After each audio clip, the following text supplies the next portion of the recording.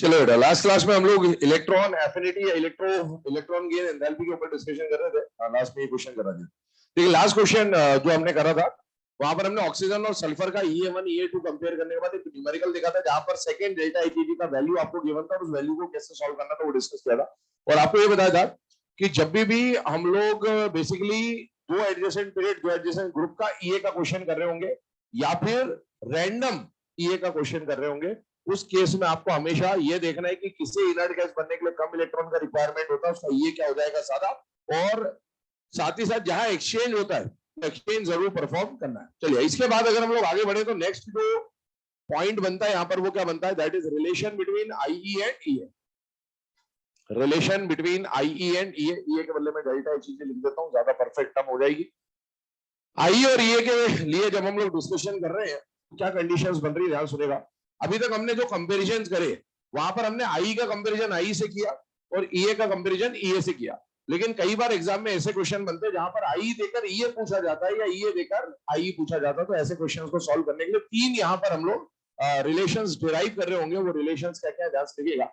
मान लो एक एटम है X और इसमें पहले अपन ने IE दिया, तो जब X को IE दिया तो इसमें से इलेक्ट्रॉन रिमूव हो जाएगा और ये फॉर्म हो जाएगा X प्लस और निकल जाएगा यहां से। जब हम लेफ्ट टू राइट इस प्रोसेस को देख रहे हैं, ये रिएक्टेंट है और ये प्रोडक्ट है, तो ये प्रोसेस क्या दिख रहा है बेटा, आयोनाइजेशन का। इसमें आपने जो IE दी है वो किसको दी है बेटा, X को। जब X को आयोनाइजेशन एनर्जी दी गई है तो उसमें से इलेक्ट्रॉन निकल गया। लेकिन जब इसी प्रोसेस को आप रिवर्स डायरेक्शन में देखेंगे बेटे, तो रिवर्स में ये प्रोसेस EA या एडिशन ऑफ इलेक्ट्रॉन का हो जाएगा, इलेक्ट्रॉन गेन एंथैल्पी का प्रोसेस हो जाएगा। लेकिन इलेक्ट्रॉन गेन X में हो रहा है या X प्लस में हो रहा है बेटा, X प्लस में। तो यहां पर हम लोग बोलेंगे कि delta Heg of X plus, क्योंकि X प्लस में इलेक्ट्रॉन गेन कर रहा है और दोनों का मैग्नीट्यूड जो होगा वो बराबर होगा। क्यों, प्रोसेस रिवर्सिबल है बेटा। रिवर्सिबल प्रोसेस का ये कैरेक्टरिस्टिक होता है कि जब आप रिएक्टेंट से प्रोडक्ट जा रहे हो रहे या प्रोडक्ट से रिएक्टेंट जा रहे हो रहे, magnitude of energy will be same. हाँ, ये प्रोसेस अगर एंड है तो ये प्रोसेस एक्सो होगा, लेकिन मैग्नीट्यूड बराबर होगा। आगे बढ़ते हैं। इससे हमें क्या पता चला कि IE देकर ये पूछा जा सकता है या EA देकर IE पूछा जा सकता है। उसमें केस दो तरह के बनेंगे। पहला EA देकर IE, यही पढ़ रहे हैं हम इस पूरे टॉपिक में। क्वेश्चन दो टाइप के बनेंगे। न्यूट्रल एटम देकर सकता है, मतलब आयन और न्यूट्रल का कंपैरिजन, ये देकर ये या ये देकर ये। और एक क्वेश्चन ऐसा बनेगा जहां न्यूट्रल देकर न्यूट्रल के बारे में पूछेगा। तो अभी आप देखें, I of any neutral atom is equal to delta Heg of its cation। यहां पर निकल के आता। सेकंड हम लोग क्या कर रहे हैं, यहां पर पहले हमने IE कराया, अभी हम पहले EA का प्रोसेस करा देते हैं। यहां पर आप पहले न्यूट्रल एटम में इलेक्ट्रॉन ऐड कर रहे हैं बेटा, तो उससे क्या बोला जाएगा, डेल्टा Heg। पर ये डेल्टा Heg किसके लिए, X के लिए या X माइनस के लिए, X के लिए। तो आप बोलेंगे यहां पर डेल्टा Heg ऑफ X। और अगर इसी को हम रिवर्स डायरेक्शन में देखें तो ये बन जाएगा I बन जाएगा X माइनस, क्योंकि X माइनस से इलेक्ट्रॉन निकलने के बाद X का फॉर्मेशन हुआ है। तो इसे हम लोग बोल देंगे IE ऑफ X माइनस। और इन दोनों का एनर्जी का जो मैग्नीट्यूड होगा वो आपस में क्या होगा बेटा, बराबर। तो यहां से रिलेशन क्या बना, अगेन डेल्टा Heg देकर IE देकर डेल्टा Heg पूछेगा। और न्यूट्रल का कंपेरिजन किससे हो रहा है, आयन से। से हो रहा है आयन से। अब तीसरा केस बनता है जहां IE और डेल्टा Heg का क्वेश्चन आएगा, लेकिन न्यूट्रल का कंपेरिजन न्यूट्रल से होगा। यहां से देखिएगा, अगर मैंने X और X माइनस दिया आपको और इसमें मैं आपसे पूछता हूं कि इन दोनों में से Z इफेक्टिव किसका ज्यादा होगा, तो इतना समझ में आ जाना चाहिए कि X का Z इफेक्टिव ज्यादा होगा, क्योंकि सेम एलिमेंट के डिफरेंट स्पीशीज है ये। और अब इन्हीं का मैं IE निकाल दूं, इन्हीं का मैं IE निकाल दूं, तो बेटा दोनों में से IE भी X का ज्यादा होगा, क्योंकि जिसका Z इफेक्टिव ज्यादा है उसका IE भी ज्यादा होता है। हमें IE ऑफ X तो एज इट इज लेना है यहां पर, लेकिन एक बात समझे, ये रिलेशन मैंने ऐसे ही रखा, बट मुझे I ऑफ X माइनस जो है इसको सब्स्टिट्यूट करना है। क्या I ऑफ X माइनस के बदले में डेल्टा Heg ऑफ X लिख सकता हूं बेटे, यस। तो हमने यहां पर जो I ऑफ X माइनस है इसके बदले ये लिख देना है, तो हम यहां पर लिख देते हैं डेल्टा Heg ऑफ X, और इसका मॉड ले लिया हमने। इससे हमारे सामने एक रिलेशन आ गया कि I देकर EA या EA देकर IE पूछा जा सकता है, लेकिन इस बार कंपैरिजन न्यूट्रल का न्यूट्रल से हो रहा है। तो रिलेशन में मतलब इन तीनों में IE EA का ही कॉम्बिनेशन है, ऊपर वाले दोनों में न्यूट्रल और आयन का कॉम्बिनेशन है, न्यूट्रल आयन, और यहां पर न्यूट्रल का न्यूट्रल से कॉम्बिनेशन। जब न्यूट्रल का आयन से कंपैरिजन आप कर रहे हैं तो वैल्यू बराबर है बेटे, लेकिन जब न्यूट्रल का न्यूट्रल से कंपैरिजन कर रहे हैं वैल्यू डिफरेंट है बेटे। तो यहां से एक पॉइंट आपको समझना है, वो पॉइंट क्या है ध्यान सुनिएगा। किसी न्यूट्रल एटम का जब आप आई लेते हो तो उसका आईई उस न्यूट्रल एटम के ईए या डेल्टा आईपीजी से हमेशा ज्यादा ही होगा। ये सेम एलिमेंट के लिए तो आपको दिख रहा है, ये बात सेम एलिमेंट के लिए भी वैलिड है। सेम एलिमेंट के लिए तो हम मैथमेटिकली प्रूफ कर सकते थे, प्रूफ करके दिखा दिया। डिफरेंट एलिमेंट के लिए इसको मैथमेटिकली प्रूफ नहीं कर सकते, बट मैं आपको एक बात बता देता हूं जिससे आपको समझ में आ जाएगा। पूरे पीरियोडिक टेबल में जो 118 एलिमेंट्स हैं उनमें से सबसे कम आईई सीजियम का होता है, और इसका आईई सबसे कम है। पूरे पीरियोडिक टेबल में सबसे कम आईई इसका है, ठीक है, वो मान लो एक्स है। और पूरे पीरियोडिक टेबल में सबसे ज्यादा ईए या डेल्टा एचईजी क्लोरीन का है, इसका वैल्यू मान लो वाई है। सबसे ज्यादा ईए होने के बावजूद भी जो इसका मैग्नीट्यूड है वो सबसे कम आई से कम मिलता है। इसका मतलब है पूरे पीरियोडिक टेबल में जिसका सबसे कम आई है उसका वैल्यू भी सबसे ज्यादा ईए वाले से ज्यादा है, तो इससे ज्यादा वाले आई वालों का तो आई ज्यादा हो गई। तो ये बात वैलिड है अगर दोनों एटम न्यूट्रल है। न्यूट्रल एटम के लिए बात कर रहा हूं मैं। न्यूट्रल एटम में हमेशा आई ज्यादा होगा, चाहे एलिमेंट सेम ही क्यों ना हो, चाहे एलिमेंट डिफरेंट ही क्यों ना हो। सारे न्यूट्रल एटम्स का आई सारे न्यूट्रल एटम के ईए से हमेशा ज्यादा ही होगा। वो नोट में लिखा हुआ, पहले आप इसको नोट करें, आगे बढ़ते हैं।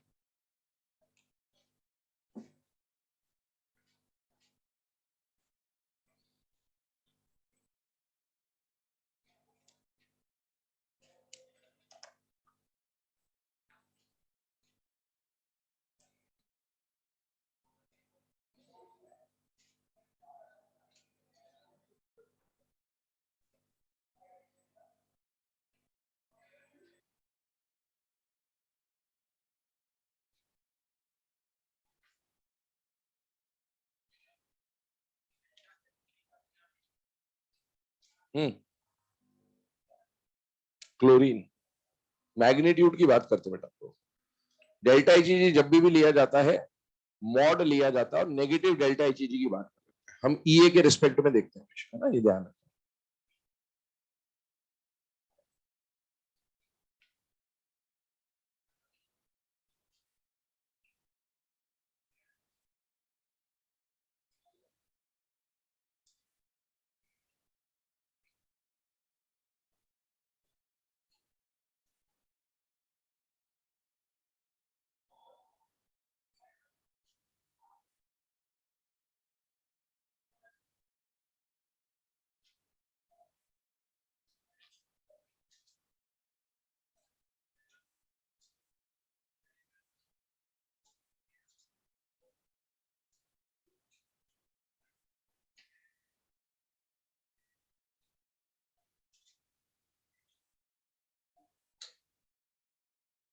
तो अगर आप वो 116 सोच के कर रहे हो तो क्लोरीन का जो डेल्टा एचईजी होता है वो -348 के आसपास कुछ होता है।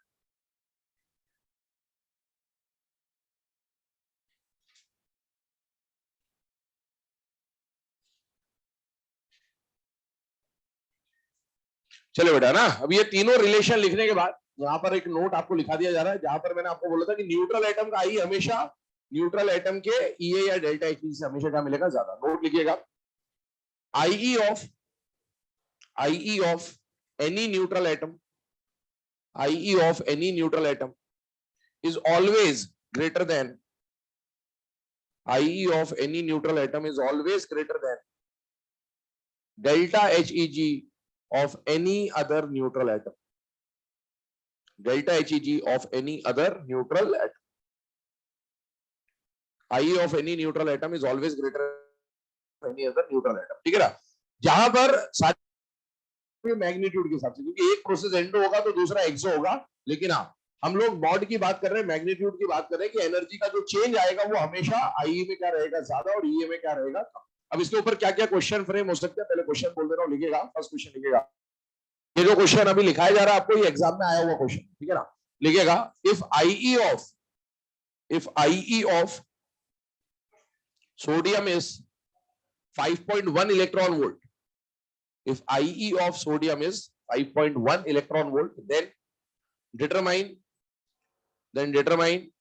delta HEG, then determine delta HEG of Na plus ion. पहला ऑप्शन 0 इलेक्ट्रॉन वोल्ट, दूसरा ऑप्शन 2. तीसरा ऑप्शन 5.1 इलेक्ट्रॉन और चौथा option 10.2 electron volt. Correct option है थर्ड। पहले तो क्वेश्चन को देखकर समझने की कोशिश करें बेटा। क्वेश्चन में आपको डेल्टा एचईजी पूछा है, इतना आपको समझ में आ जाने चाहिए क्वेश्चन से कि ये क्वेश्चन में आई और ये मिक्स है, मतलब ये वाले तीन में से कोई रिलेशन काम में आएंगे। आई देख ये देकर ये पूछता तो जो हम पढ़ चुके हैं उनमें से कुछ काम में आता, लेकिन आई देकर ये या ये देकर आई पूछा तो ये रिलेशन काम में आएंगे। और उसके बाद दूसरा फैक्ट क्या देखना है, क्वेश्चन में कॉम्बिनेशन कैसा दिया है, न्यूट्रल दे रखा है या न्यूट्रल और आयन दे रखा है। तो क्वेश्चन में न्यूट्रल और आयन का कॉम्बो दे रखा है, मतलब न्यूट्रल का आई दिया है और आयन का पूछा है, या आयन का देकर न्यूट्रल का पूछा है, मतलब ये न्यूट्रल और आयन का कॉम्बो। और न्यूट्रल और आयन का कॉम्बो आएगा तो या तो केस नंबर 1 लगेगा या केस नंबर 2 लगेगा। जब न्यूट्रल का न्यूट्रल से कंपैरिजन होगा तो केस नंबर 3 लगेगा। और केस नंबर 1 से काम सॉल्व होगा क्योंकि न्यूट्रल का आई दिया है और कैटायन का डेल्टा एचईजी पूछा है, दोनों का वैल्यू क्या आएगा, बराबर। में एक ट्विस्ट और ला सकते हैं, वो ट्विस्ट क्या है ध्यान से सुन लेना। अभी आपको न्यूट्रल कैटायन जो न्यूट्रल है, न्यूट्रल ई कितना दे रखा, 5.1 जो ऑप्शन में दिया हुआ उसके बदले ऐसा बोल देता है एक बार प्लस 5.1 और माइनस 5.1 आता तो 5.1 ये तो पक्का है, लेकिन प्लस आता या माइनस आता, माइनस आता। क्यों आता, क्योंकि प्लस 5.1 दे रखा, क्वेश्चन में जो आंसर उसका उल्टा होगा। क्यों होगा, क्योंकि प्रोसेस अगर क्वेश्चन में माइनस 5.1 दिया होता तो आपका आंसर प्लस 5.1 आता। ये बात ध्यान रखिए क्योंकि रिवर्सिबल प्रोसेस की बात हो रही है, तो ये एक से आप सॉल्व कर सकते हैं। चलिए क्वेश्चन लिखिएगा, if delta HEG of an atom A, if delta HEG of an atom A 100 kilojoule per mole is 100 kilojoule per mole, then determine IE of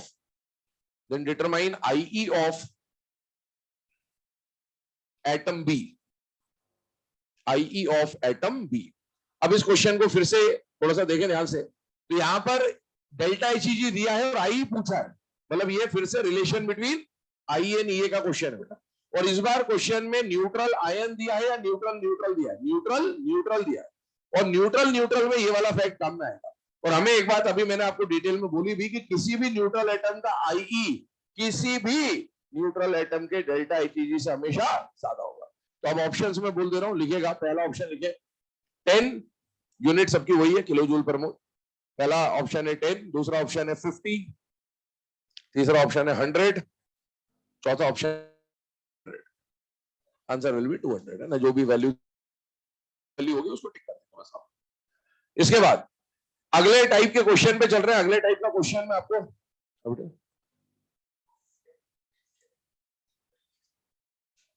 different में भी नोट देखो ना,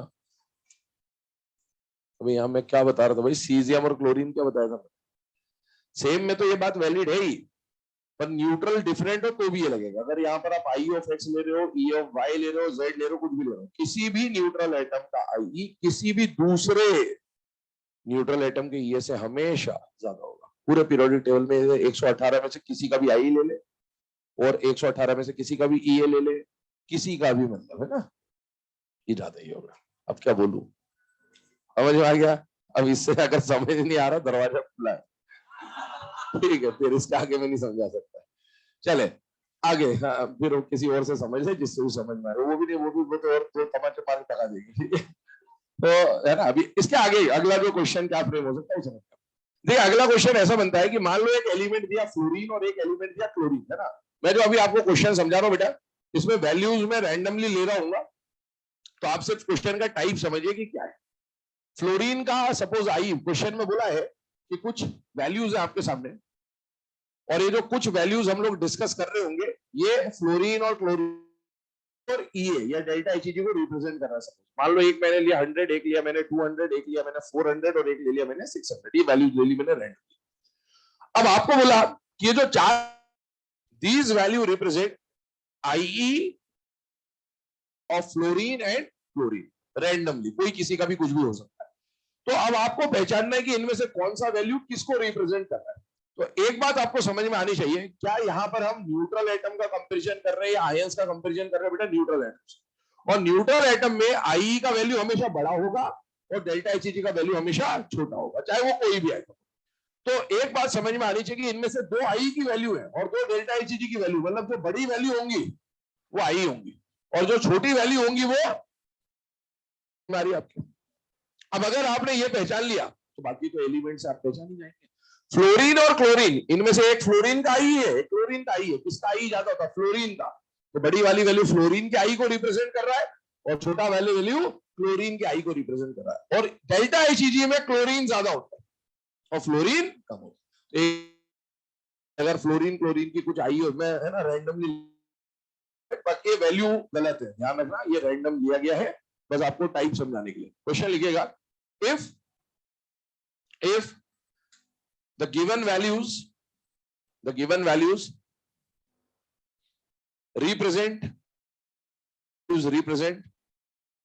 IE and delta HEG of fluorine and chlorine, if the given values represent IE and delta HEG of fluorine and chlorine, then determine which value represents what.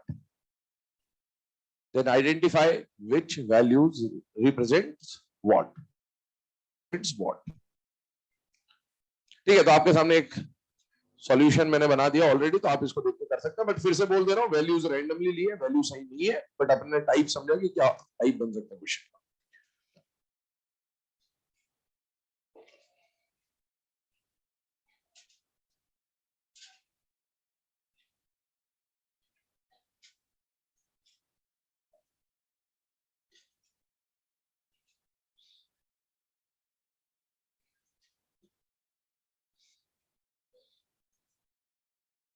बंद कर ले बेटे।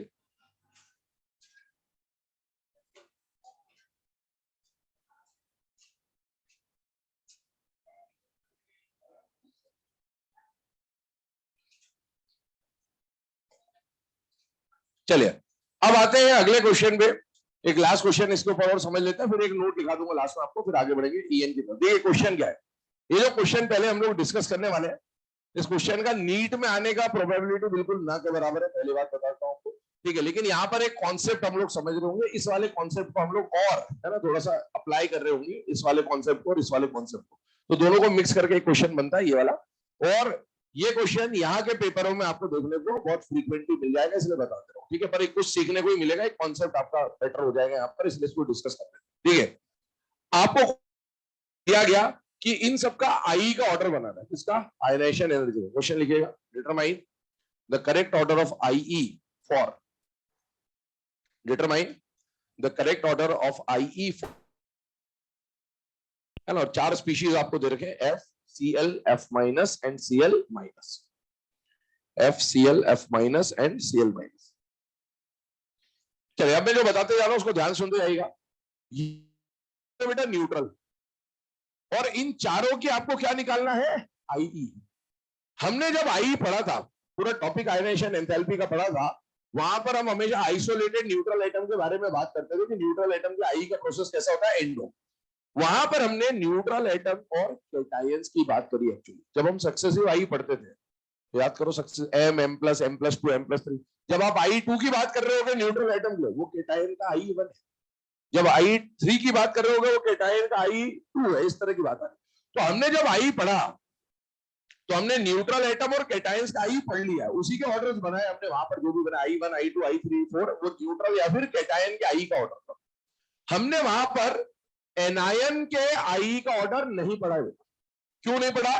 क्योंकि anion का आई से सॉल्व नहीं होता है। एनायन का आई डेल्टा HEG या EA से सॉल्व होता है।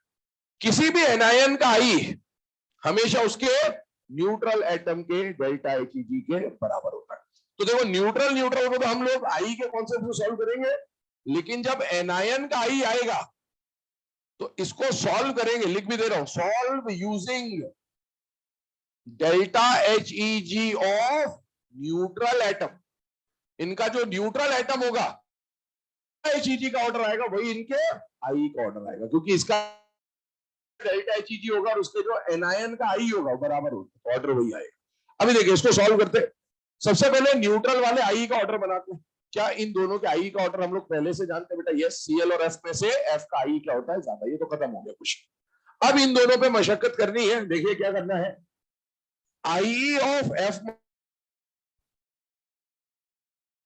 माइनस मुझे चाहिए और मुझे IE ऑफ Cl माइनस भी चाहिए। मुझे इनके आई के बारे में ना तो मैंने वहां पढ़ा ना यहाँ पढ़ा, मुझे इसका आई नहीं पता, पर मुझे क्या डेल्टा HEG पता है। तो यस, तो आई ऑफ F माइनस को मैं लिख सकता हूं डेल्टा HEG ऑफ F, और आई ऑफ Cl माइनस को मैं लिख सकता हूं delta HEG of Cl, mod, क्योंकि इनका बराबर ही होगा। अब मुझे इन दोनों के आई का ऑर्डर बनाना है, मुझे ये नहीं पता, पर क्या मुझे ये पता है? यस, और ये बना लू, इसका ऑर्डर बात एक ही बनाता हूं। क्या डेल्टा HEG ऑफ F और डेल्टा HEG ऑफ Cl में से Cl का डेल्टा HEG ज्यादा होता है या नहीं होता? बेटा होता है। ये बना लिया मैंने डेल्टा HEG का ऑर्डर। मतलब मैंने क्या करा, मैंने सीधे से बोल दिया कि ये ज्यादा है, और क्योंकि ये और ये बराबर है तो ये भी ज्यादा ही होगा। तो इसी में इसके बदले हम ये वैल्यू रख देते हैं, तो बन जाएगा IE ऑफ F माइनस, और इसके बदले मैं ये वाली वैल्यू लिख देता हूं, तो यहां पर रख दूंगा IE ऑफ Cl माइनस, और इसको जब हम सॉल्व करेंगे तो ऊपर वाले रिलेशन से हमें ये ऑर्डर मिल जाएगा। अब देखो, क्या हमने इन दोनों के आई का ऑर्डर बना लिया? तो यस, इन दोनों के आई के ऑर्डर में क्या बना? Cl माइनस आगे और F माइनस पीछे। क्यों? अब इतनी मेहनत आपको एग्जाम में नहीं करनी, आपको तो सीधे यहां पर समझ में आना चाहिए कि जब मोनो नेगेटिव एनायन का आई आपको बनाना है तो delta HEG of neutral atom solve करो। किसका डेल्टा HEG ज्यादा होता है? Cl का, बस उसको आगे रख दो, उसको पीछे रख दो, ऑर्डर। अब अगला पॉइंट क्या आता है, इन दोनों को कंबाइन भी करना है। कंबाइन भी करना है। कंबाइन कैसे करना है, ध्यान सुनो। कंबाइन करते वक्त जो कॉन्सेप्ट काम में आएगा बेटा, वो ये वाला कॉन्सेप्ट है। क्यों है ये कॉन्सेप्ट? न्यूट्रल एटम का आई और न्यूट्रल एटम का EA हमेशा ज्यादा कौन होगा? न्यूट्रल एटम का। सर इसको तो न्यूट्रल और केटाइन दिखना, तो मैं आई और आई को थोड़ी कंपेयर करूं, मैं तो आई और डेल्टा HEG को कंपेयर करूंगा। क्या ये न्यूट्रल एटम के डेल्टा HEG है या नहीं है? और क्या ये न्यूट्रल एटम के आई है या नहीं बेटा? है। ये लिखूं या ये लिखूं, बात एक ही है बेटा। मैं इसको नहीं दिखा रहा हूं, मैं इसको बता रहा हूं कि डेल्टा HEG से इन दोनों का आई ज्यादा होगा या नहीं होगा? होगा। रखोगे और इनको पीछे रखोगे तो ट्रेंड क्या बनता है? देखिए, सबसे आगे जाएगा F, फिर जाएगा Cl, क्योंकि आई को रिप्रेजेंट कर रहे थे, और इनके पीछे न्यूट्रल का डेल्टा HEG या फिर एनायन का IE जाएगा, और उसमें आगे कौन है बेटा? Cl माइनस, और पीछे कौन है बेटा? F minus. ये ऑर्डर बन जाता है, पर इसमें मेहनत काफी सारी है, लेकिन हाँ, कॉन्सेप्ट आपको स्ट्रेंथनिंग होती है यहाँ पर। और इसके लिए हम लोग यहाँ पर सीधे से एक बात बता देता हूँ, आपको कुछ भी नहीं करना है। एग्जाम में क्वेश्चन आए तो F लिखा, Cl लिखा, छोड़ देना बेटा, अगले साल कर लेना। तो F लिखा, Cl लिखा, F के सामने एनायन आ गया F माइनस, Cl के सामने एनायन आ गया Cl माइनस, कुछ नहीं करना, ये ऑर्डर ऐसे घुमा देना बस। ये मिनिमम रहेगा और ये मैक्सिमम रहेगा। सबसे मिनिमम कौन आएगा? F माइनस, उससे आगे कौन आ जाएगा? Cl माइनस, फिर कौन आ जाएगा? Cl, फिर आ जाएगा F। सपोज आपको एक क्वेश्चन दिया गया इसी तरह से, oxygen sulphur O minus S minus, order किसका बोला? आई का बोला, तो आप इसको ऐसे घुमा दें बस, ये मिनिमम हो जाएगा और ये मैक्सिमम हो जाएगा। इसका मतलब ऑर्डर क्या बन जाएगा? O माइनस से ज्यादा S माइनस से ज्यादा S से ज्यादा, ये ऑर्डर बन जाएगा। ये बना ले, फटाफट आगे बढ़ते हैं। एक नोट लिखाता हूं, फिर EN पे चलते हैं।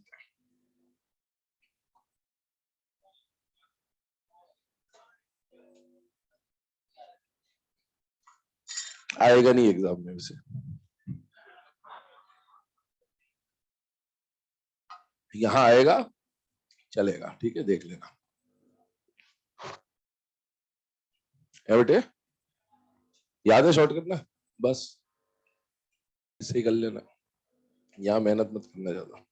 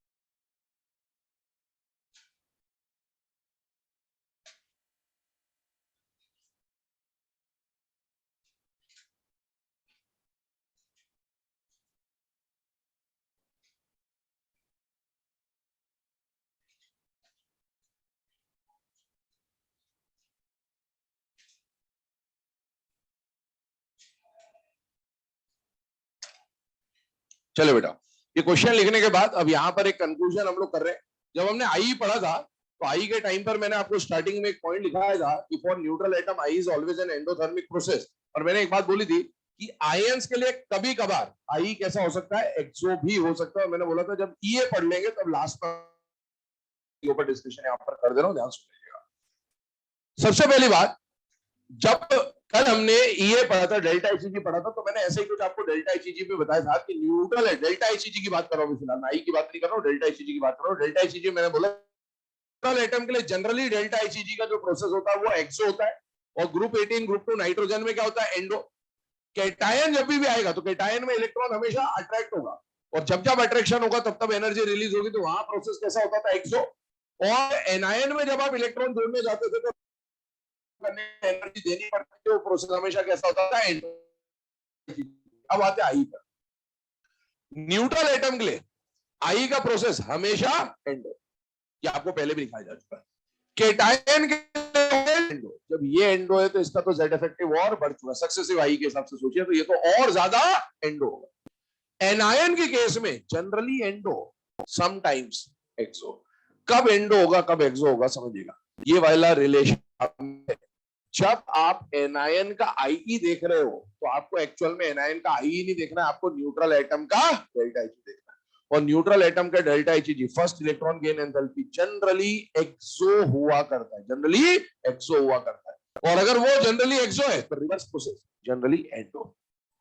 और वहां पर तीन केस में, ग्रुप 18, ग्रुप 2 और नाइट्रोजन में प्रोसेस एंडो होता था, वही वाले केस यहां पर एक्सो हो जाएंगे। आइए उसी को समझा रहा हूं, यहां पर देखिएगा।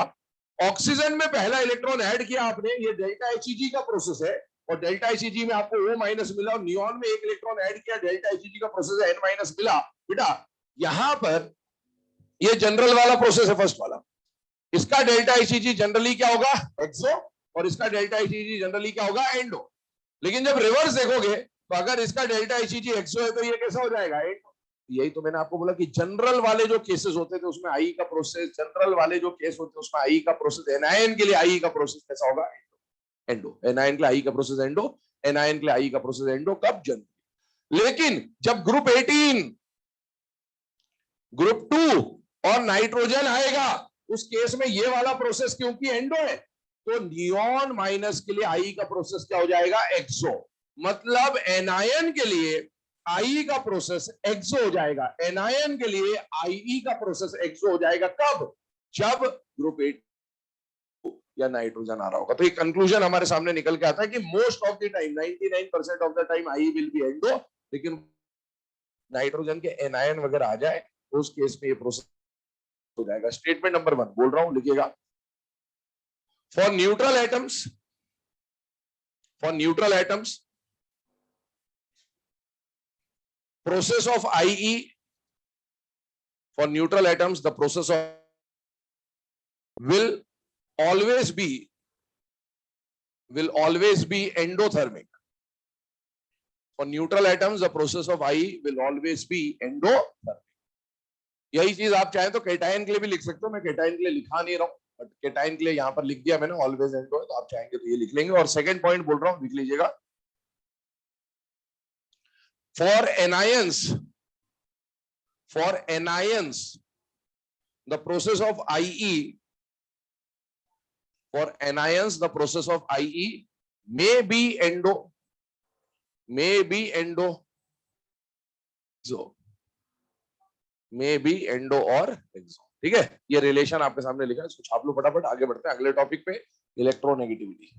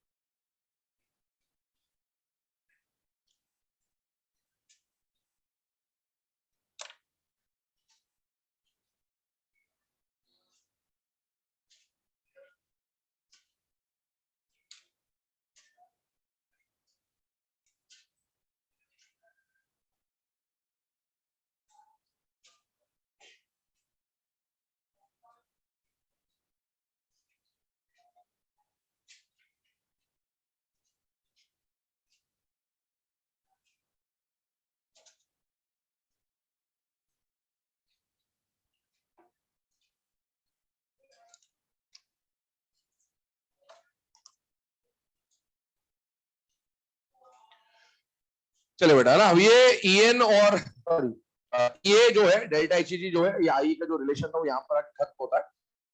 हम लोग स्टार्ट कर रहे हैं इस चैप्टर का लास्ट टॉपिक है, दैट इज इलेक्ट्रोनेगेटिविटी के बारे में कुछ बातें पहले आपको क्लियर कर देना चाह रहा हूँ, ध्यान सुन लीजिएगा। अभी तक इससे पहले जो पॉइंट्स हम लोगों ने पढ़े, जैसे हमने रेडियस पढ़ा या आई पढ़ा या ये पढ़ा, वो सब एटॉमिक प्रॉपर्टीज है। हम एटॉमिक रेडियस या आइसोलेटेड एटम की आईई या आइसोलेटेड एटम के लिए ही ईए पढ़ रहे थे। तो अभी तक जो हमने प्रॉपर्टीज पढ़ी वो अकेले एटम की प्रॉपर्टी थी जनरली, लेकिन जब हम EN पढ़ रहे हैं तो EN is a property of a bonded atom. क्यों इसको हम लोग लास्ट में पढ़ रहे होते हैं? क्योंकि अगला चैप्टर जिसमें हम लोग मूव करने वाले हैं वो चैप्टर है बेटा केमिकल बॉन्डिंग। और केमिकल बॉन्डिंग में हम लोग यही पढ़ रहे होंगे कि एटम कौन कौन से तरह के बॉन्ड बनाएगा। पहली बात तो बॉन्ड तो बनाएगा, क्यों बनाएगा कि इनर्ट गैसेस के अलावा लगभग लगभग पीरियोडिक टेबल का हर एलिमेंट आपको बॉन्डेड फॉर्म में मिलेगा, आइसोलेटेड फॉर्म में नहीं मिलेगा। तो एटम आगे जाके बॉन्डेड फॉर्म में मिलने वाला, तो वहां पर ये आई या ये काम नहीं आएगा। क्यों? क्योंकि ये तो अकेले एटम की प्रॉपर्टी थी, बॉन्डेड एटम की प्रॉपर्टी है ही नहीं। तो हमें वहां पर जब केमिकल बॉन्डिंग में क्वेश्चन सॉल्व करने होंगे तो हमारे पास वहां पर जंग लड़ने के लिए कोई हथियार चाहिए, और वो हथियार यही रहेगा। हम EN से सॉल्व करेंगे वहां पर चीजों को, डेल्टा EN ज्यादा EN का बॉन्ड स्ट्रेंथ बॉन्ड लेंथ सब कुछ EN पे चल रहा हो। तो ये हम लोग इसीलिए पढ़ रहे हैं ताकि इसका यूज हम लोग आगे जाके कर सकें, और ये आइसोलेटेड एटम की प्रॉपर्टी नहीं होगी, ये बॉन्डेड एटम की प्रॉपर्टी। अब डिफरेंस क्या आएगा, डेफिनेशन क्या होगा, वो सब हम वन बाय वन डिस्कस करते जा रहे हैं, ध्यान सुन रहे हैं। सबसे पहली बात, दो एग्जाम्पल के हेल्प से हम लोग इसको समझने की कोशिश कर रहे हैं, ध्यान सुन लेना। डेफिनेशन वगैरह बाद में लिखाऊंगा, पहले एग्जाम्पल की बात करते हैं। एक एग्जाम्पल लिया हमने H2 और एक एग्जाम्पल लिया बेटा हमने HF। दोनों डायटोमिक मॉलिक्यूल लिए, पॉली एटॉमिक की बात बाद में देखी जाएगी जब केमिकल बॉन्डिंग देखा जाएगा। अभी डायटोमिक से हम लोग समझ लेते हैं बेसिक बात। ये दोनों जो एलिमेंट्स है बेटा, ये मेटल है या नॉन मेटल है? Non metal. ये मेटल है या नॉन मेटल है? Non metal. अगर मान लीजिए एक मेटल होता है एक नॉन मेटल होता है, बॉन्डेड फॉर्म की बात करो तो मेटल नॉन मेटल में जनरली कौन सा बॉन्ड बनता है? क्यों? क्योंकि मेटल की टेंडेंसी होती है इलेक्ट्रॉन लूज करने की, और नॉन मेटल की टेंडेंसी होती है इलेक्ट्रॉन गेन करने की। तो एक इलेक्ट्रॉन देने के लिए तैयार, एक इलेक्ट्रॉन लेने के लिए तैयार, कैटायन एनायन बन जाएगा, आयनिक बॉन्ड बन जाएगा, जनरली ये कहानी है। यहां पर आते हैं हाइड्रोजन और हाइड्रोजन, ये दोनों क्या है? Non metal. इसकी प्रॉपर्टी क्या है? नॉन मेटल की प्रॉपर्टी क्या है? इलेक्ट्रॉन देने की है या लेने की है? लेने की है। नॉन मेटल की property is to accept electron. ये भी इलेक्ट्रॉन लेना चाहता है क्योंकि नॉन मेटल है, और ये भी इलेक्ट्रॉन लेना चाहता है, ये भी इलेक्ट्रॉन लेना चाहता है, और ये भी इलेक्ट्रॉन लेना चाहता है क्योंकि नॉन मेटल। नॉन मेटल की प्रॉपर्टी इलेक्ट्रॉन लेने की। अभी जब तक कोई इलेक्ट्रॉन देगा नहीं तो लेगा किस? कहानी तो यही है। तो यहां पर जब हाइड्रोजन और हाइड्रोजन आया तो ये इंतजार करते हुए बैठे काफी देर तक, तो कोई आएगा, इलेक्ट्रॉन देगा, मैं इलेक्ट्रॉन लेगा, ये वाली कहानी चल रही है। यहां पर भी वही कहानी, कोई आएगा, इलेक्ट्रॉन देगा, मैं इलेक्ट्रॉन लेगा, उसके बाद मेरा ऑक्टेट डुप्लेट कंप्लीट हो जाएगा और अपन चेन की नींद सो जाएगा, है ना? ऐसी वाली कहानी। पर इंतजार करते रहे करते रहे करते रहे, सुबह से शाम, महीना 2 महीना 4 महीना 2-4 साल निकल गए, कब तक इंतजार करे भाई? तो इन्होंने ठाना कि चलो आपस में बॉन्ड बनाए, इन्होंने भी ठाना चलो आपस में बॉन्ड बनाए। क्यों? देने के लिए कोई तैयार नहीं, लेगा कैसे? अबे जब एटम देगा ही नहीं तो लेगा कैसे? अब इनमें तो दोनों ही नॉन मेटल है, इलेक्ट्रॉन देने की टेंडेंसी है ही नहीं, लेने की टेंडेंसी। अब ना तो ये देना चाह रहा है, नहीं देना चाह रहा, बोले भाई एक काम करो, क्या करे? इलेक्ट्रॉन शेयर कर लो। शेयर कर लो मतलब म्यूचुअल शेयरिंग कर लो, बीच में रख दो इलेक्ट्रॉन, तेरा भी ड्यूप्लेट कंप्लीट, मेरा भी ड्यूप्लेट कंप्लीट। ये बोले इधर भाई बीच में रख रहा हूं मैं एक इलेक्ट्रॉन, एक तू भी रखते, तेरा ऑक्टेट कंप्लीट हो जाएगा, मेरा ड्यूप्लेट कंप्लीट हो जाएगा। ये बनाइए। अभी यहां पर ये जो इलेक्ट्रॉन है ये कंप्लीट ट्रांसफर नहीं हुआ, और शेयरिंग ऑफ इलेक्ट्रॉन से बनने वाला बॉन्ड कौन सा बनता है? सिंगल कोवेलेंट बॉन्ड की कहानी अपन ने देख ली। ऐसा जब ये बॉन्ड बन रहा था, ध्यान सुन लो, जब ये बॉन्ड बन रहा था तो दोनों के बीच में एक एग्रीमेंट हुआ। क्या एग्रीमेंट हुआ? कि इलेक्ट्रॉन को ठीक बीचों बीच रखा जाएगा। कहां रखा जाएगा? बीचों बीच। क्यों? क्योंकि भाई दिया मैंने भी एक इलेक्ट्रॉन है, तूने भी एक दिया, तो इलेक्ट्रॉन कहां रखेंगे? बीच में रखेंगे, ज्यादा तेरी बाउंड्री में नहीं, ज्यादा मेरी बाउंड्री में नहीं, बीच में रखेंगे, सेंटर में बिल्कुल, ताकि बराबर ऑक्यूपेंसी रहे। अब जैसे ही एग्रीमेंट हुआ, एग्रीमेंट होते ही नियत में खोट आ गई। क्यों? क्योंकि इलेक्ट्रॉन तो बीच में रखा गए। अब दोनों क्या सोचते कि दोनों इलेक्ट्रॉन लेके मैं भाग जाऊं, वो सोचता है दोनों इलेक्ट्रॉन लेके मैं भाग जाऊं। क्यों? इलेक्ट्रॉन लेके भागेगा, अपना ऑक्टेट पूरा, इसका हो नहीं ऑक्टेट का मतलब, अपना तो अपना ऑक्टेट पूरा खत्म था। वैसे दोनों के नियत में खोट आ गई, दोनों ने इलेक्ट्रॉन। अब जैसे ही ऐसा हुआ, दोनों ने, इसने बोला मैं इलेक्ट्रॉन लेके भागता हूं, इसने बोला मैं इलेक्ट्रॉन लेके भागता हूं, वो भी वही कर रहा है। दोनों आमने सामने आके बोले इलेक्ट्रॉन लेके भागेगा। अच्छा, वो बोले अच्छा तू इलेक्ट्रॉन लेके भागा, चला इधर मैदान में। तो अब दोनों में लड़ाई झगड़ा चालू हो गया। और जब लड़ाई चालू हो गया, इसका मतलब है जिसकी लाठी उसकी, मतलब जो पावरफुल होगा ऑब्वियसली वही जीतेगा। अब दोनों में से किसका पावर ज्यादा, ये बताने के काम में कौन आता बेटा, ईएन। अगर मैं फिलहाल में बात करूं किसका ईएन ज्यादा होगा किसका ईएन कम होगा, वो तो अभी हम देखेंगे, scales to measure electronegativity values बताएंगे पॉलिंग स्केल्स। लेकिन इतना आप लोग जानते ही है कि fluorine is the most electronegative element of the periodic table, तो फ्लोरीन का ईएन तो ज्यादा होगा। अब अगर इसका ईएन ज्यादा है तो क्या हुआ, इसने इलेक्ट्रॉन डेंसिटी को अपनी तरफ अट्रैक्ट कर लिया। लात घूसे जब चल रहे थे दोनों के बीच में, तो फ्लोरीन ने खूब मारा, इसको सुझा दिया मार मार, ठीक है। अब फ्लोरीन ने इलेक्ट्रॉन उठाए और इलेक्ट्रॉन लेके जाने लग गया। जब इलेक्ट्रॉन लेके जाने लग गया, उसने सोचा कि मैं तो जंग जीत गया, इलेक्ट्रॉन उठाता हूं निकल लेता हूं, पर ऐसा हुआ नहीं। जो वो फ्लोरीन जा रहा था उसे चलते नहीं बन रहा था। नीचे कौन था, हाइड्रोजन। हाइड्रोजन ने उसके पैर पकड़ रखे थे, बोला भाई नहीं, भाई इलेक्ट्रॉन मेरा भी है भाई, थोड़ा सा प्लीज, है ना, बीच बीच में एक आध बार इलेक्ट्रॉन के दर्शन करवा दे मेरे को। तो हाँ कोई नहीं, श्रीवल्ली करते रहते थे, ये तो बाद में, ये तो मैं बहुत सालों से कर रहा था। श्रीवल्ली बात की बात सुने मेरे, इधर ध्यान दो। हाइड्रोजन और फ्लोरीन की बात कर रहा हूं, ध्यान सुनिए। हाइड्रोजन और फ्लोरीन की जब बात कर रहा हूं तो ध्यान सुनिएगा, फ्लोरीन का इलेक्ट्रॉन डेंसिटी अपनी तरफ अट्रैक्ट करने का पावर ज्यादा है। तो क्या हुआ, फ्लोरीन ने इलेक्ट्रॉन डेंसिटी खींच लिया, लेकिन हाइड्रोजन ने जाने दिया। हाइड्रोजन उसका पैर पकड़ के, तो नहीं बॉन्ड नहीं जाने दूंगा भाई, इलेक्ट्रॉन मेरा था, तेरे पास ज्यादा रहेगा ठीक है, लेकिन उस पर थोड़ा सा अधिकार मेरा भी बनता है। तो हुआ क्या कि ये जो इलेक्ट्रॉन डेंसिटी बीच में होनी थी, इलेक्ट्रॉन डेंसिटी शिफ्ट हुई टुवर्ड्स फ्लोरीन। इससे इससे ये दिख रहा है कि फ्लोरीन के पास नेगेटिव चार्ज की डेंसिटी पहले के मुकाबले ज्यादा हो गई। लेकिन नेगेटिव चार्ज बढ़ा तो नेगेटिव आ गया, इसमें पॉजिटिव चार्ज कम हुआ, मतलब नेगेटिव चार्ज कम हुआ तो पॉजिटिव आ गया। क्यों पॉजिटिव चार्ज आ गया, इलेक्ट्रॉन डेंसिटी अगर बीच में होती तो थोड़ा सा नेगेटिव चार्ज यहां होता, लेकिन नेगेटिव चार्ज इससे दूर चला जा रहा है, मतलब इस पे जो इतनी नेगेटिव चार्ज होना था उससे कम हो गया, वो कम हो गया तो कौन सा चार्ज आ जाएगा, पॉजिटिव चार्ज आ जाएगा। लेकिन हम लोग यहां पर कंप्लीट प्लस और कंप्लीट माइनस नहीं लगा सकते। क्यों नहीं लगा सकते, क्योंकि इलेक्ट्रॉन, हाइड्रोजन उसके पैर में चिपका हुआ, जाने नहीं दे रहा है, बॉन्ड को छोड़ नहीं रहा है। इलेक्ट्रॉन अगर पूरी तरह से ट्रांसफर हो जाता तो कंप्लीट माइनस कंप्लीट प्लस आ जाता, लेकिन ट्रांसफरेंस कैसा हुआ है, पार्शियल। तो इसीलिए हम लोग क्या लगाएंगे, पार्शियल नेगेटिव और पार्शियल पॉजिटिव। अब इस तरह से बॉन्ड में अगर पार्शियल नेगेटिव और पार्शियल पॉजिटिव चार्ज आ गया तो इसको हम लोग क्या बोलते हैं कि बॉन्ड में क्या आ गई बेटा, पोलैरिटी। और ऐसे बॉन्ड को क्या बोला जाएगा, पोलर। पोलर बॉन्ड का जनरेशन हमेशा किसकी वजह से होगा, ईएन डिफरेंस की वजह से। ईएन अगर अलग अलग है, इसको चार्ज सेपरेशन भी बोल देते हैं। अब यहां पर देखिए, यहां पर भी वही बात हुई, दोनों ने इलेक्ट्रॉन बीच में रखा, एग्रीमेंट साइन किया, बीच में रखेंगे, फिर दोनों के नियत में खोट आई, दोनों इलेक्ट्रॉन लेके भागने लगे, खूब सारे। पहले तो जब लड़े तो इनके टी शर्ट फट गई, टी शर्ट फटी, तो यहाँ पर जो इसके टेटू था वही इसके भी टेटू था उधर। बोले भाई, है ना, दोनों जुड़वा थे, और दोनों जुड़वा थे तो दोनों का पावर भी क्या था, बराबर। तो इसका मतलब ये हुआ कि जब ये ईएन ऑफ हाइड्रोजन देखा और इधर भी ईएन ऑफ हाइड्रोजन देखा, तो दोनों का लाठी और भैंस सब कुछ बराबर। तो ना तो यहां पर डेल्टा प्लस डेवलप होगा, ना यहां पर डेल्टा माइनस डेवलप होगा। और अगर ऐसा डेवलप नहीं हुआ तो ऐसे बॉन्ड को क्या बोलते हैं बेटा, non polar bond.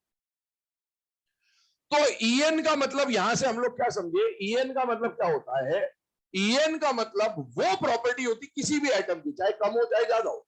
ईएन is that property of an atom by which it can attract the shared pair of electron towards itself.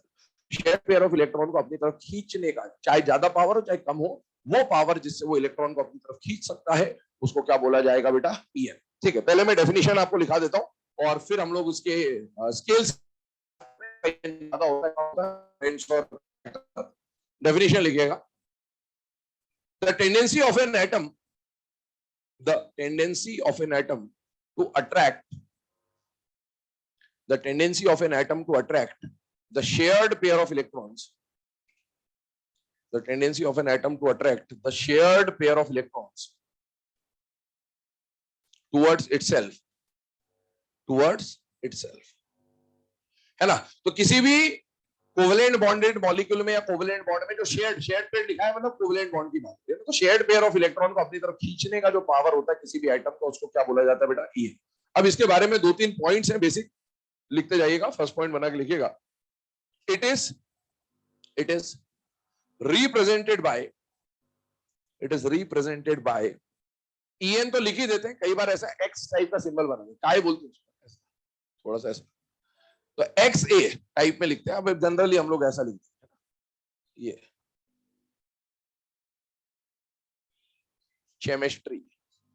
Chemistry chelate chelate है ना, ध्यान रखिए। तो ये यहां पर हाँ काय बोला जाएगा इसको। अब बार बार वो डिजाइन नहीं बनाएंगे, तो हम लोग एक्स लिख देंगे, तो it is represented bye x, है ना। एक्स ए लिख दे, इसका मतलब है इलेक्ट्रोनेगेटिविटी ऑफ ए की बात कर रहा है। एक्स बी लिख दे, इसका मतलब इलेक्ट्रोनेगेटिविटी ऑफ बी की बात कर रहा है। अगला पॉइंट लिखेंगे, second point, it is a unitless quantity. It is a unitless quantity. It is a unitless quantity. और तीसरा पॉइंट लिखेंगे, it does not depend on electronic configuration. It does not depend on electronic configuration. It does not depend on electronic configuration. ये जो configuration वाला point है, इसका मतलब क्या है पहले वो समझ लीजिए। जब हम आईई या ईए पढ़ते थे, तो वहां पर left to right in a period हम लोग बोलते थे जेड इफेक्टिव बढ़ता है, आईई या ईए बढ़ता है, लेकिन वहां H2 P1 P3 P4 S1 P1 P2 P3 का एक्सचेंज होता था, क्योंकि वहां कॉन्फ़िगरेशन वाज अ फैक्टर। यहां पर कॉन्फ़िगरेशन का कोई रोल नहीं है। यहां पर आप लेफ्ट टू राइट जाओगे, लगातार ईएन बढ़ेगा, कोई एक्सचेंज कुछ भी नहीं होगा। क्यों नहीं होगा? क्योंकि ये कॉन्फ़िगरेशन पे डिपेंड नहीं करता। क्यों डिपेंड नहीं करता, उसका कारण समझिएगा। जो आई या ईए था, वो एटम की प्रॉपर्टी, अकेले एटम की प्रॉपर्टी। ये अकेले एटम की प्रॉपर्टी नहीं, ये रिलेटिव प्रॉपर्टी, ये दोनों के ऊपर डिपेंड कर रहा होगा क्या है क्या नहीं। तो इसमें कॉन्फ़िगरेशन का कोई मैटर आता ही नहीं, क्योंकि दो पे डिपेंड कर रहा है। और इसीलिए ये जो ईएन है, it does not depend on configuration. उससे पहले एक पॉइंट दिखाया है, it is a unitless quantity, उसके ऊपर बात कर लेता हूं, ध्यान सुनना। अभी जब आगे हम लोग अभी पॉलिंग स्केल पढ़ेंगे, उसके बाद मोलिकन स्केल पढ़ेंगे। तो मोलिकन स्केल में आई और ईए पे डिपेंड करता है ईएन। तो जब आई और ईए आप लोगे तो यूनिट्स में लोगे, किलो जूल पर मोल, इलेक्ट्रॉन वोल्ट पर एटम, ऐसा यूनिट आएगा। लेकिन ईएन को यूनिटलेस माना जाएगा। क्यों माना जाएगा? ईएन जो है, ये एब्सोल्यूट टर्म नहीं है, ये रिलेटिव टर्म है। एब्सोल्यूट टर्म नहीं है और रिलेटिव टर्म है, इसका मतलब क्या हुआ? EN is just a tendency. It is a tendency. Tendency गुस्सा करने है, तो मुझे गुस्सा आता है। अब गुस्सा आता है तो गुस्सा ज्यादा आ सकता है, कम आ सकता है, किसी के बराबर आ सकता है। लेकिन गुस्से को मैं नाप नहीं सकता कि 4 किलो गुस्सा आता है कि 20 किलो गुस्सा आता है ना, नाप नहीं सकता। किसी को प्यार आता है तो कम आता है, बराबर आता है। मार्केट में 4 किलो प्यार दे दो, ऐसा नहीं होगा। तो आप एक बात समझे यहां पर कि इनको सिर्फ टेंडेंसी है, ये एक व्यवहार है, इसको सिर्फ समझा जा सकता है, फील किया जा सकता है। ये ज्यादा या कम में हो सकता है, लेकिन इसका कोई एब्सोल्यूट मेजरमेंट नहीं होगा कि इतने किलो होगा या इतने ग्राम होगा। तो इसीलिए ईएन भी उसी तरह की प्रॉपर्टी है कि कौन कितना ज्यादा या कितना कम इलेक्ट्रॉन को अट्रैक्ट कर रहा होगा, इसको आप मेजर नहीं कर सकते कि इतने किलो वोल्ट होगा या इतने किलो जूल होगा या इतने किलो कैलोरी होगा। It is a unitless quantity. अब आगे बढ़ते, अभी यहां पर आपको ये जो कहानी समझाई, इसको जिसको नोट करना होगा कर ले। आपको क्या बोला कि दोनों जो एटम्स है, उनमें से किसी का अट्रैक्ट करने का पावर ज्यादा होगा, किसी का कम होगा। तो किसका पावर ज्यादा होगा, किसका पावर कम होगा, उसको डिफाइन करने के लिए हमें पढ़ना होता है स्केल्स टू मेजर ईएन। तो हम स्केल में कुछ वैल्यूज लिखेंगे यहां पर, और उन वैल्यूज से डिसाइड होगा, जिसका वैल्यू ज्यादा होगा उसका ईएन ज्यादा होगा, जिसका वैल्यू कम होगा उसका ईएन कम होगा। तो यहां पर मैं स्केल लिखता हूं, आपको वो नोट करना हो कर लीजिएगा। पहले हम लोग पॉलिंग स्केल के बारे में बात करेंगे।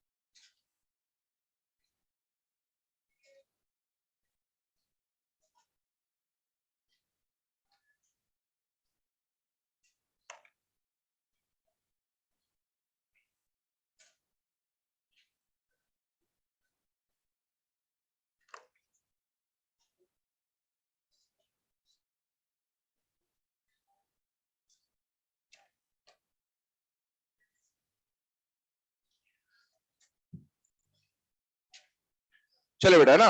अब हम लोग इलेक्ट्रोनेगेटिविटी को मेजर कैसे करते हैं या कैसे हमें पता चलेगा कौन ज्यादा इलेक्ट्रोनेगेटिव है और कौन कम इलेक्ट्रोनेगेटिव है, उसके ऊपर डिस्कशन कर रहे हैं। That is scales to measure EM. सबसे पहला जो स्केल हमें पढ़ना है और यही हमारे लिए काम कर, यही इंपॉर्टेंट स्केल है। दो स्केल पढ़ेंगे बट यूज इसी को किया जाएगा। तो पहला जो स्केल है that is polling scale. Polling scale के बारे में कुछ बातें आपको यहाँ पर बताई जा रही है। पहले तो पॉलिंग स्केल को हम लोग इंपॉर्टेंस क्यों दे रहे होंगे, क्योंकि ईएन का कॉन्सेप्ट लाने वाले यही साइंटिस्ट, पॉलिंग ने इसको डिराइव किया था, इस पूरे कॉन्सेप्ट के बारे में बताया था।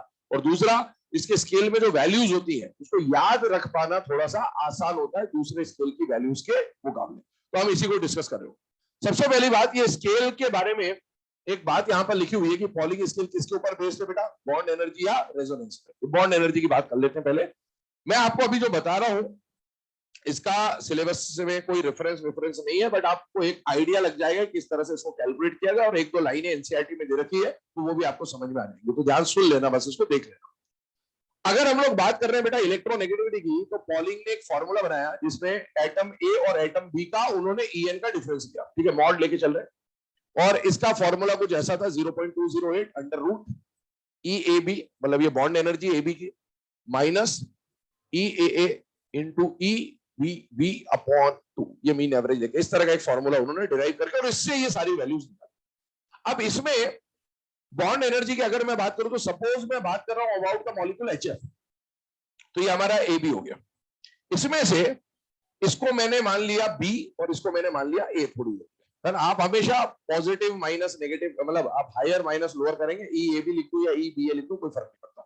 खैर, आपने यहां पर फॉर्मूले में ये जो कंपाउंड बना, ये बना कैसे, जब H2 और F2 का रिएक्शन आपने कराया तब जाके 2 मोल्स ऑफ HF बना होगा। तो ये आपके EBB, इसका बॉन्ड एनर्जी जो होगा वो EBB मान लिया हम लोग, इसका बॉन्ड एनर्जी जो होगा उसको EAA मान लिया हमने, और इसका बॉन्ड एनर्जी जो होगा उसको EAB मान लिया हम लोगों ने, और उसकी वैल्यू यहाँ पर सब्स्टिट्यूट कर दी। इसको सब्स्टिट्यूट करके जब इसको सॉल्व किया गया कुछ वैल्यू निकल गई। वो वैल्यू जो आई, सपोज वो वैल्यू थी 1.9, मान लिया हमने, अज्यूम कर लिया ये वैल्यू आई 1.9। यहां तक वो पहुंच गए, लेकिन यहां पर पहुंचने के बाद भी वो आंसर को सॉल्व नहीं कर पा रहे थे। क्यों नहीं कर पा रहे थे? क्योंकि दो वेरिएबल है और इक्वेशन एक ही है, तो आप दोनों वेरिएबल की वैल्यू कभी निकाल नहीं सकते। अगर एक ही इक्वेशन है, कम से कम दो इक्वेशन चाहिए होती है। अगर एक x है और एक y और 1.9 देगा तो ये तो बहुत सारी तरह के साथ सकता है।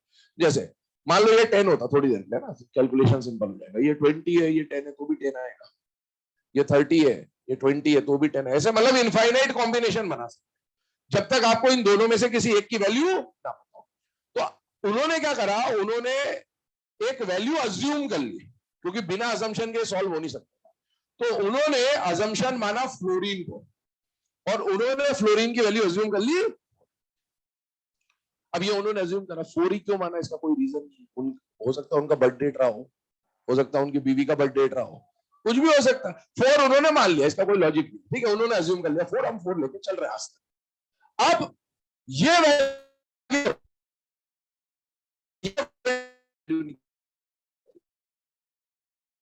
हाइड्रोजन का वैल्यू यहां पर 2. इस तरह से उन्होंने डेरिवेशन स्टार्ट किया। अब दो वैल्यू उनके सामने आ गई, एक अज्यूम्ड वैल्यू थी और एक कैलकुलेटेड, और इसको लेके चल रहा हूं, ये निकाला था, तो अगर इसको कर देगा तो सब चीज हो जाएगा। तो अब दो वैल्यू उनके सामने आ गई, बॉन्ड एनर्जी की मदद से ऐसे उन्होंने कैलकुलेशन किया। अब क्या किया उन्होंने कि भाई फ्लोरीन का वैल्यू आ गया, हाइड्रोजन का वैल्यू आ गया 2.1, अब उन्होंने एक दूसरा कंपाउंड ले लिया, बना HH से बना, ClCl से बना HCl बन गया। इसकी बॉन्ड एनर्जी, इसकी बॉन्ड एनर्जी, इसकी बॉन्ड एनर्जी यहां पुट करी, ये आ गया। और H वैल्यू उन्हें पहले उनको